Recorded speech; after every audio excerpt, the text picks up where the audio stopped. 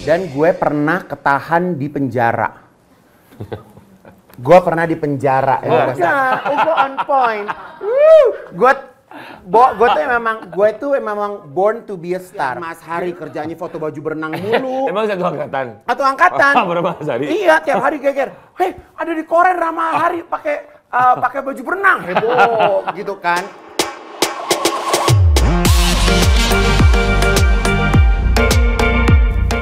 Welcome to the journey of Ivan Gunawan. Ivan Gunawan Putra, 31 Desember 1981.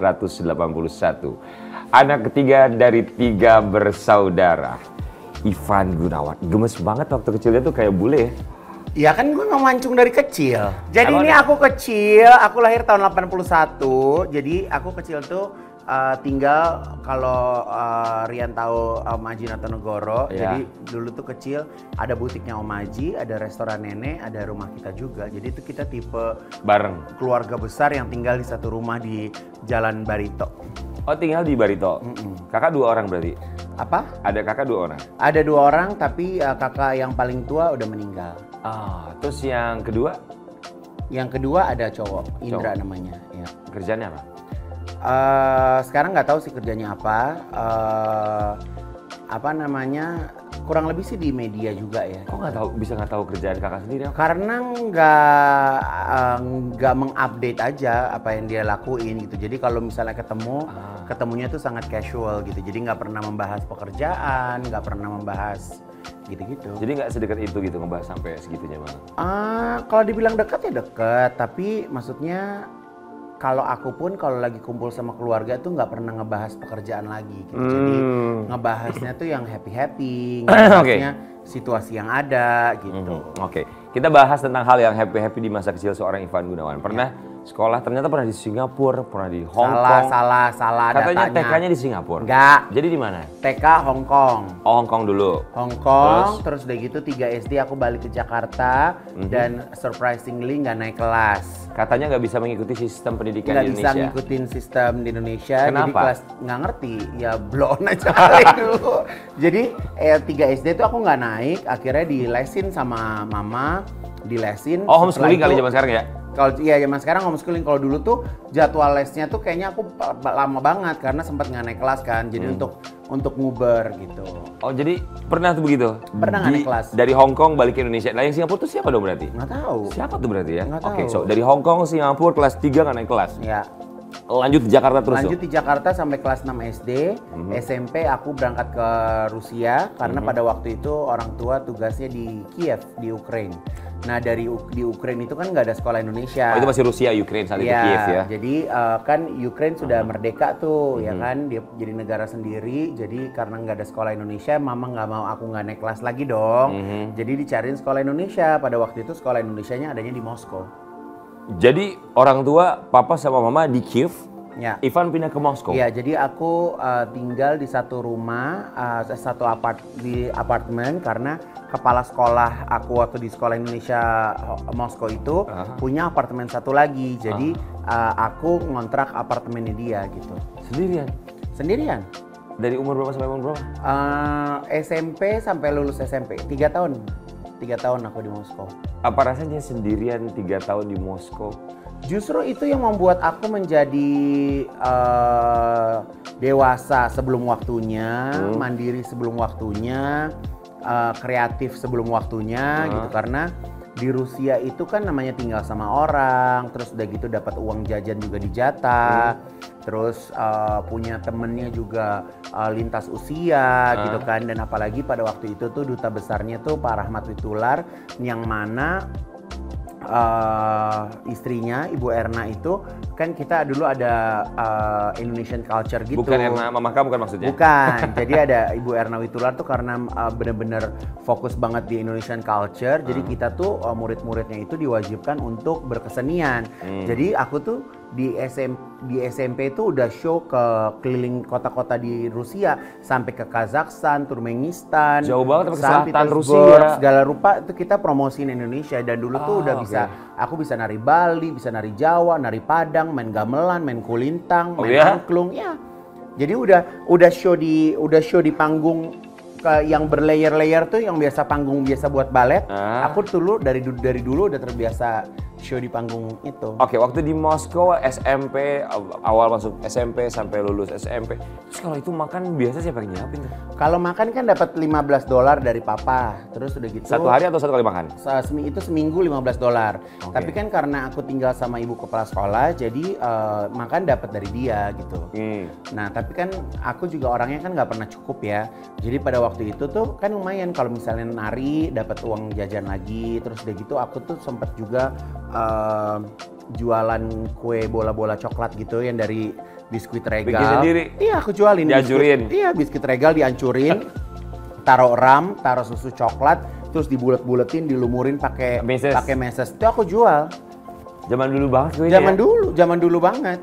Okay. Jadi memang beneran aku jual untuk dapetin uang tambahan. Berarti Ivan Gunawan tuh benar-benar mengenal Rusia kalau sampai Kazakhstan, Turkmenistan yang udah pecah dari Rusia tuh. Jadi makanya kalau misalnya kan aku sekarang ada grup ya bareng sama teman-teman yang dulu di Rusia gitu. Terkadang kayak pengen liburan tilas balik ya bahasanya ya. Kayak pengen dulu rumah gue di sini nih, terus udah gitu naik metro ke sini, terus udah gitu kalau winter kita tuh di Moskow bisa main ice skating di danau. Jadi kalau musim summer, danau itu kita pakai buat berenang. Kalau winter, danau itu kita pakai buat main skating. Terus mama papa kan tinggalnya di Kiev, Ivan di Moskow. Ketemunya seminggu sekali atau gimana? Jauh jaraknya? Enggak. Ketemunya enggak seminggu sekali. Setiap liburan sekolah baru aku pulang. Itu juga kalau aku mau. Kalau banyak nggak maunya pasti? Banyak nggak maunya. Jadi kadang kalau pas liburan sekolah, kadang pergi ke Praha, kadang pergi ke Finland, kadang pergi ke Poland. Terus udah gitu pernah juga beberapa kali ke London karena nenek nengokin gitu. Jadi nggak selamanya ke Kiev, tapi kalau dari Moskow ke Kiev itu 8 jam perjalanan naik kereta malam. Jauh banget kan. Oh, berarti memang udah biasa. Jadi kereta malamnya tuh tau nggak Rian? Kayak di kamar-kamar gitu. Ada yang sekamar berempat, ada yang sekamar berdua, ada sekamar sendiri. Di India masih ada tuh kayak begitu. Kayak gitu, di Rusia tuh kayak gitu. Dan gue pernah ketahan di penjara. Gue pernah di penjara, dasar sundel. Oke, Ivan Gunawan pernah masuk penjara. Tolong jadi clickbait ya. Iya. jadi kan visanya itu kan visanya tulisannya pakai bahasa Rusia. Terus gue tuh sempat nanya orang juga kayak jawabnya setengah-setengah gitu. Terus udah gitu kan ada border antara perbatasan Rusia sama Ukraina kan. Itu masih komunis dong berarti harusnya? Udah merdeka. Udah di Rusia ya? Kan makanya ada kedutaan di Kiev kan. Udah bukan Uni Soviet lagi ya? Udah bukan Uni Soviet. Terus udah gitu gue disuruh turun, terus gue dimasukin ke dalam sel. Terus gue nunggu bokap gue jemput. Berapa lama? Ada kali 2 jam ya, tapi terus udah gitu gue nggak ngerti gimana ya. Gue bisa keliling kota di tempat gue ditahan itu. Gue diajak jalan tuh sama si tentara-tentara itu, gue potong rambut, gue jalan-jalan gitu. Itu umur berapa? SMP kelas 2 kali. Tapi nggak merasa takut segala macam ya? Takut, tapi ya udah kan gue bukan kriminal, kan cuman kayak izin tinggal gitu kan. Lagi pula kan bokap punya jabatan kan, jadi dari imigrasi itu dia nelpon ke kedutaan, akhirnya bokap jemput naik mobil. Jadi bokap tuh diplomat gitu ya? Bokap diplomat. Berapa lama dia jadi di diplomat beliau? Dia pokoknya pensiun itu terakhir dia jadi konsulat jenderal di Toronto. Oh, terakhir di Kanada berarti ya? Selain di Rusia, pernah ikut kemana lagi Ivan Gunawan? Kalau pernah ikut lagi, abis itu tuh nggak pernah. Karena udah mulai kerja kan, udah mulai ada profesi. Tapi papa tuh sempat juga tugas di Bangkok. Di Bangkok 4 tahun, 5 tahun, terus baru ke Toronto. Oke, so akhirnya berarti perjalanan atau sekolahnya Ivan Gunawan itu berakhirnya di Rusia. Kalau SMP kan di Rusia. SMA-nya kan di Jakarta. Oh, SMA di Jakarta. SMA di Jakarta di Percik. Pindah balik lagi ke Percik. Yes. Maksudnya balik lagi ke Indonesia. Ya. Ke Percik. Oke, sampai SMA. SMA ngambil apa? IPA IPS? IPS. Dan itu juga sempat struggle juga karena di Rusia itu kan jadwalnya lumayan padat. Terus aku bertemannya tuh benar-benar lintas usia. Terus ya mungkin pikirannya juga kayak lebih modern ya. Terus balik ke Indonesia, aku ingat banget kita ada ospek kan, kalau misalnya hari pertama masuk SMP kan ada ospek tuh. Terus suruh pakai baju SMP kan. Gua nggak punya baju SMP karena kalau baju SMP gue selain pakai baju bebas di sana tuh kalau hari Senin gue pakai jas biru, celana biru, pakai kemeja, pakai dasi merah. Jadi gue datang lah begitu gue disangka guru. Dan sedangkan tuh gue udah, nah sekolahnya tuh begini seragamnya.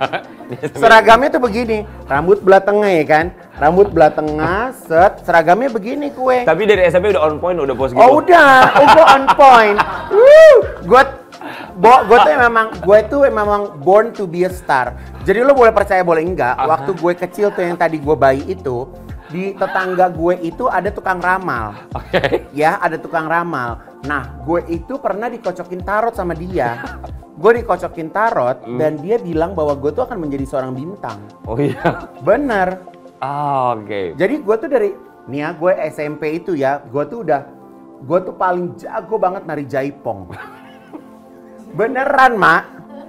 Kok gue baru tahu sih? Beneran, Mak. Gue tuh nari jaipong, gue bikin konde, pakai konde. Gitu, lincah tuh semua orang ketawa, gue happy. Terus udah gitu gue main ini, gue main kayak drama musikal gitu. Terus gue jadi Cinderella, terus gue jadi pokoknya gitu, pokoknya gue bintang nih. Pokoknya dunia itu hampa tanpa adanya gue. Gue harus tampil. Iya. Gue harus show. Sampai pernah ada gini, ada orang Indonesia kan mungkin dari Rusia terus dia ke Ukraina kan. Aduh Pak, itu di Moskow ada anak lucu banget, luas banget nyari daipong. Ternyata gue nih. Bokap bilang apa? Ya udah gue nggak tahu deh kan gue nggak sama dia juga bodo amat ya kan. Tapi maksudnya mama papa tuh dukung kayak ini anak gua nari segala macam didukung gitu. Awalnya. Ya namanya orang tua kan denial ya, dukung nggak dukung ya gitu kan. Apalagi pas apalagi pas gue pulang ke Jakarta itu kan SMA kan. Gue SMA dengan kehampaan hidup SMA itu, ngerti nggak sih, kayak gue masuk kelas 1 SMA tahu-tahu tek tawuran. Gue bilang, ini gue di Rusia udah pakai rudal, say. Udah nggak timpuk-timpukan batu, lo ngerti gak? Gue biasa jaipong tiba-tiba. Bukan lagi, lah gue kan dipercik. Lawan 55 pada waktu itu, gue inget banget. Gue lawan 55. Ikut. Dengerin dulu, tek ya kan? Tawuran. Terus udah gitu udah dong, ada kakak kelas gue kan. Terus gue kan mau nggak mau, ya udahlah gitu gue bantuin nyari batu. Kakak kelas gue gini, kalau kamu takut masuk aja. Terus gue, akhirnya gue masuk. Gitu, sampai akhirnya gue kelas 2 SMA, gue tuh udah disuruh kerja sama Om Aji. Jadi gue udah bantuin dia di butik tuh, gue dari SMA. So sebelumnya gue cover boy, 1 SMA tuh gue cover boy nih. Karena kehampaan hidup ini kan nggak ngerti apaan sih nih di Indonesia sekolah. Terus udah gitu di belajar sekolah gue kagak ada yang belajar. Ada yang satu temen gue, ya ini cerita ya, story ya. Ada yang temen gue ini kelas 1 SMA, ada yang punya gadun orang dari Middle East tiap hari. Begitu ada, ya. Ada lagi si Rahma Ashari kerjanya foto baju berenang mulu. Emang satu angkatan? Satu angkatan. Rahma Ashari? Iya, tiap hari geger. Hei, ada di koran Rahma Ashari pakai baju berenang. Heboh, gitu kan. Ada satu lagi temen gue kerjanya ke stadium mulu. Tiap masuk sekolah tidur. Ada satu lagi temen gue alisnya botak. Iya. Gue dandanin pakai spidol. Nggak bisa hilang nih seminggu. Ya gue masuk BP lah. Gara-gara tuh anak alisnya nggak bisa hilang. Ini Aneka Yes, 96 cover boy. Cover pertama. Cover boy, best catwalk. Ini waktu Aneka masih jaya-jayanya. Aduh, ini best catwalk Aneka. Lo tahu zaman dulu ya, kalau lu nggak tahu lo udah pada hidup belum? Tahu di Jalan Salemba Pramuka. Hei, dengerin, finalnya di mana? Di highlight. Tahu. Oh, itu panggungnya bisa begini tuh dulu highlight. Sret gitu. Bener. Itu udah berasa bintang tuh, kayak udah wow banget. Honornya 70.000. Latihannya seminggu ya habis. Berarti kan kalau masuk Aneka Yes, berarti kan daftar dulu masuk unggulan berapa. Oh iya, zaman dulu kan begitu, Beb. Iya. Terus udah gitu gue ingat ya waktu zaman model-modelan gini. Fashion show lah di salah satu mall gitu kan. Kalau zaman dulu itu ngetrennya namanya fashion dance. Yang jalannya tuh sambil joget-joget gitu. Di mall. Iya. Udah nih ceritanya, gue ganti baju maksudnya sequence kedua. Masuk sequence kedua ada orang ngajak gue ngobrol. Gue ngobrol, toto closing kelar gue kagak balik-balik. Kemana? Ya gue ngobrol. Gak ada yang nyari gue. Gimana sih, ngapain ngobrol? Ya gue ngobrol aja, gak tau ngobrol. Pokoknya pas giliran gue keluar lagi, gue gak keluar. Tapi ini tuh ketika jadi model tuh keinginan Ivan Gunawan atas kehampaannya ketika pindah dari Rusia ke Indonesia, bingung mau ngapain atau? Jelas. Itu salah satunya. Salah satu kehampaan. Terus ngelihat majalah nih kayak lagi booming-boomingnya, gue ikutan lah gitu. Yes, dia kan karena kan gue juga tinggal sama om gue kan, sama Om Aji pada waktu itu gitu. Om Aji kan udah glamorama hits begitu kan. Jadi ya udah dimasukin lah ke situ. Sempat juga gue main sinetron di era-era itu. Gue main sinetron, aduh gue udah seneng banget dijemput pakai mobil ini ya. Mobil TV. kru. Oke. Pokoknya seneng banget dijemput udah gitu udah. Terus udah gitu udah kan sama supirnya dikasih skenario. Ini skenarionya udah. Gue di mobil gue inget banget tuh. Gue tinggal di Prapanca, studio syutingnya tuh di Bogor. Set gue di mobil udah berasa bintang kan megang skenario. Gue duduk aja jebret. Gue buka 1, 2, 3. Kok nggak ada nama gue, kata gue. Di skenario itu nih, kagak ada nama gue cari lah, udah gue pikir, oh perannya ganti kali. Gue nyampe lah ke lokasi itu di jam 7 pagi, apa jam berapa tuh gue nyampe jebret. Terus nggak ada yang nyamperin gue kan, gue dikasih botol air minum ada namanya. Oh bintang kali ya, kata gue gitu kan, ada namanya. Kita kan kalau di sinetron ada namanya. Udah, habis itu gue di make upin, sampai medok deh, sampai medok gitu.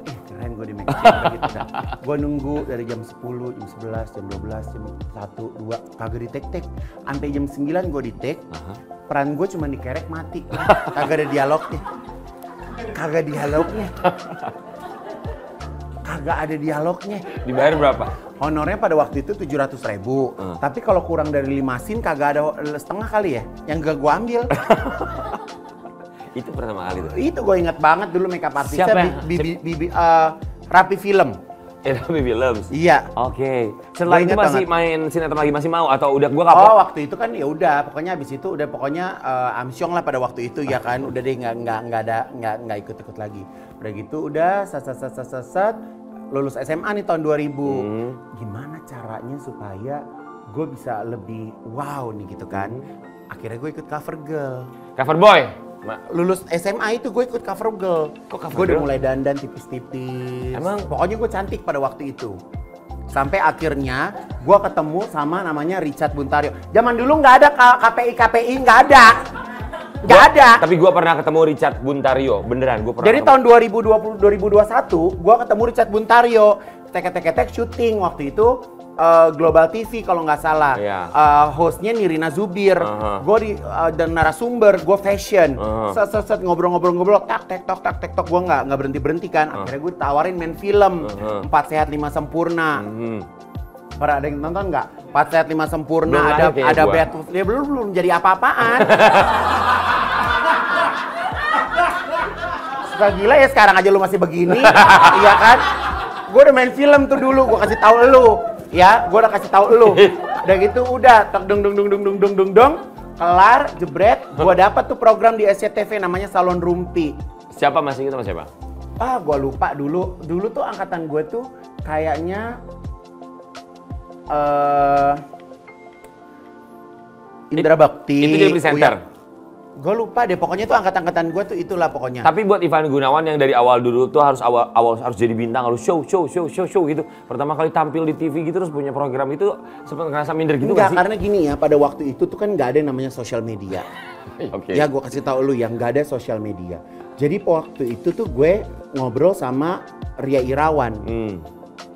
Gendut, kata dia gitu. Dia bilang gitu? Iya, gendut, lu kalau mau terkenal, pilihan lu nggak boleh nanggung. Lu mau jadi laki ganteng sekalian. Mau jadi orang jelek, lu jelek sekalian. Lu mau peran bencong sekalian. Lu nggak ada lawan. Lawan lu cuma Tata Dado pada waktu itu. Iya, lawan gue cuma Tata Dado. Jebret. Gue dalam hati gue, gimana caranya gue ngalahin Tata Dado?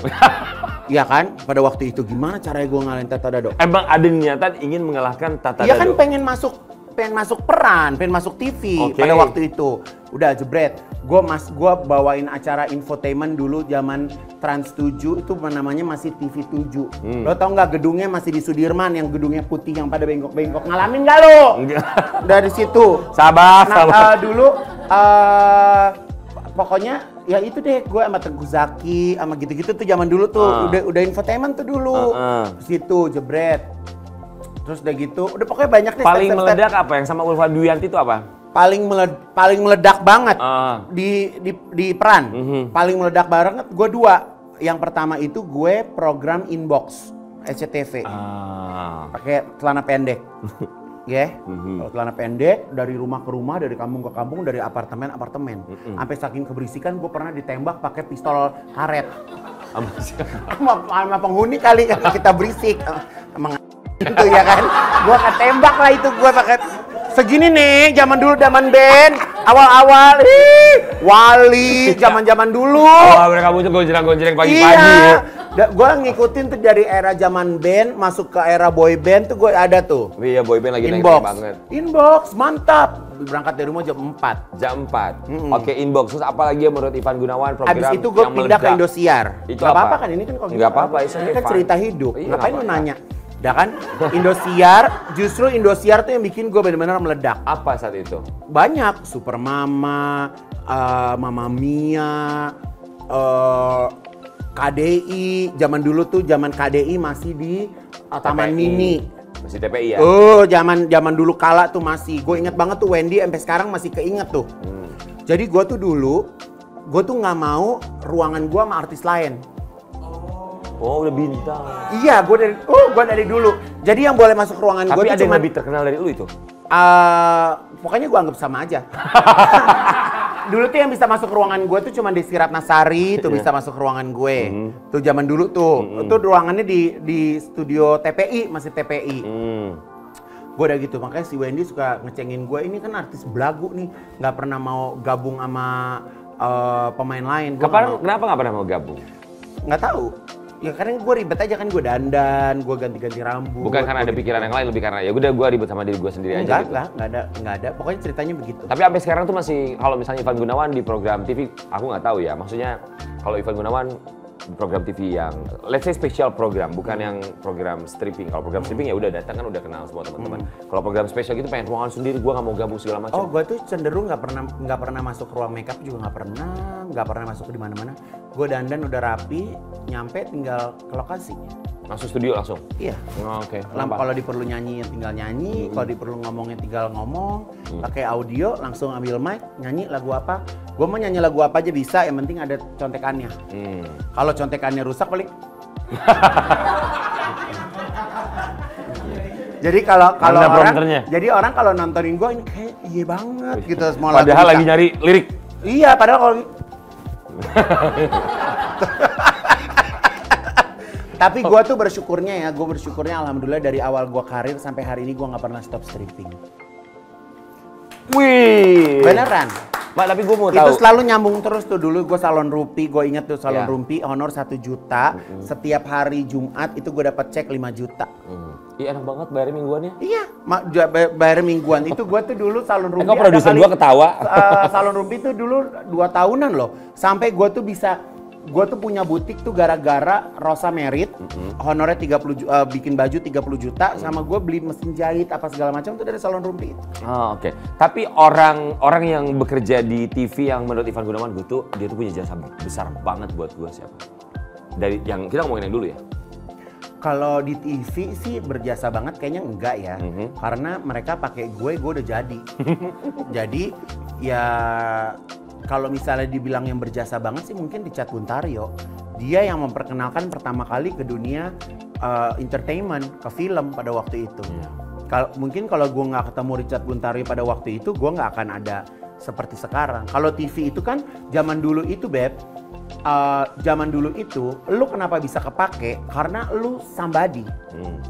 Zaman dulu nggak ada artis viral Beb. Iya, sekarang viral aja dipanggil. Jadi kalau udah misalnya dulu tuh dulu ya gua kasih tahu lu ya, dulu itu masuk acaranya Mas Tukul aja susah banget. 4 Mata itu kalau udah diundang 4 Mata kita udah mewah banget. Saat itu Ivan Gunawan ada di tahap gue pengen banget diundang. Itu kalau undang 4 Mata, undang Ceriwis, di belakang berdoa Bismillahirrahmanirrahim, alhamdulillah, minta diundang lagi dalam hatinya. Bener. Zaman dulu nggak ada. Soalnya nggak ada sosial media. Zaman dulu tuh artis ya? namanya artis fenomenal. Lu kalau udah lu terkenal, kalau lu masuk di infotainment check and recheck, kabar-kabari, berita kabar-kabari, gitu. Lu ngomong sebut insert. Enggak, kalau insert terus terang gue nggak terlalu ngikutin.